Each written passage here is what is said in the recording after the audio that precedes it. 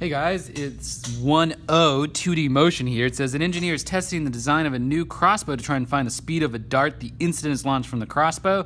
The crossbow is fixed to a table so that the dart is launched horizontally. The target is placed in front of the crossbow so that the crossbow is pointing directly at the center of the target. The distance d from the crossbow to the target is varied, and each time the crossbow is fired, the distance h from the center of the that the dart strikes the target is measured. So we're shooting at distance d away, and we're measuring how far h it falls.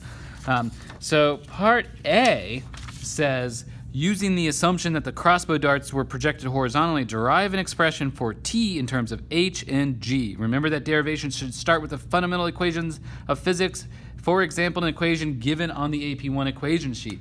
So let's start with this.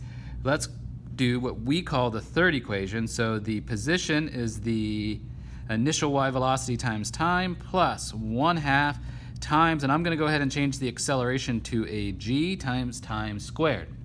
So this is, I just changed the position from x to y and correspondingly there. Now there is no, if we shoot horizontally, there is no initial y velocity, so that part drops out. So next line right here, let's call this step 1. So step 2 here, I'm going to replace y, they're calling it h because they tell us to use h. So let's replace that, and then this part is gone, so 1/2 g, and they use capital T. I might as well do it too. So 1/2 g capital T squared there. So let's start to solve this here. We'll multiply each side by 2 to get it looking something like that. And then finally, and this should be a familiar looking equation, we want to solve for t. So I'm going to divide each side by g to get 2h over g, but I've also got to take the square root because this is t squared. So to get just t, I got to square root this side, so I got to square root that side. So the time to fall, if shot horizontally or drop from rest, so no initial y velocity, is 2h divided by g there. So what we can do is use this equation and plug it in here. And I went ahead and figured that out so you don't have to watch me solving all these.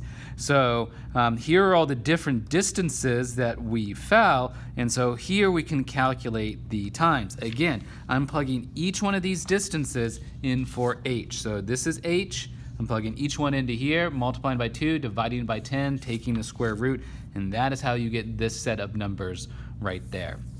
So the next thing they want us to do is to plot it. I went ahead and plotted it so you didn't have to watch me here.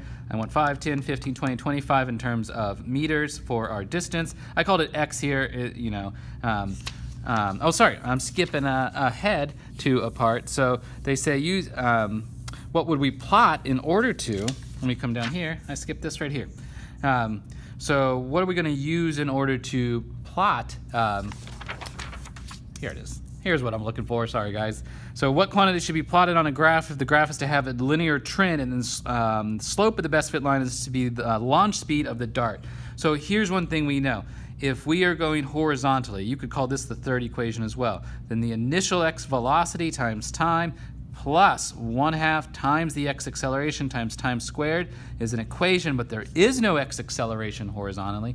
So it is simply that the x position, or the horizontal distance, is the horizontal velocity times time. So that means that we can graph here, they're calling it d here instead of x, so we might call it d right here.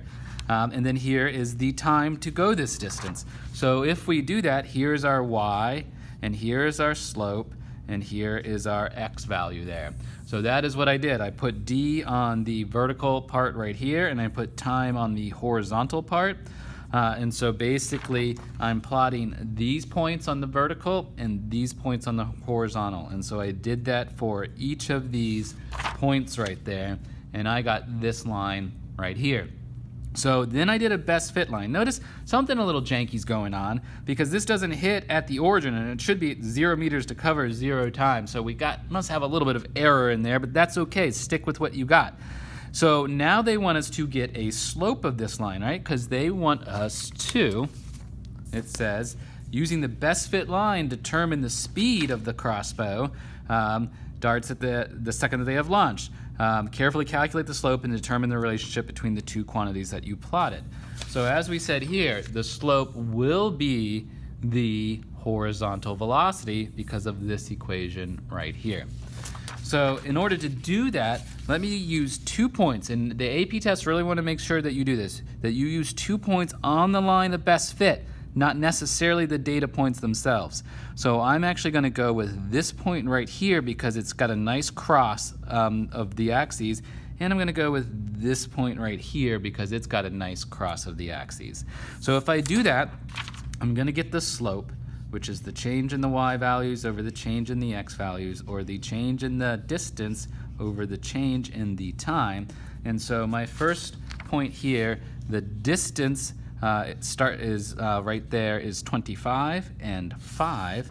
And so I'll do 25 minus 5 up top. And then my times, this one is 0.44 and this one is 0.12.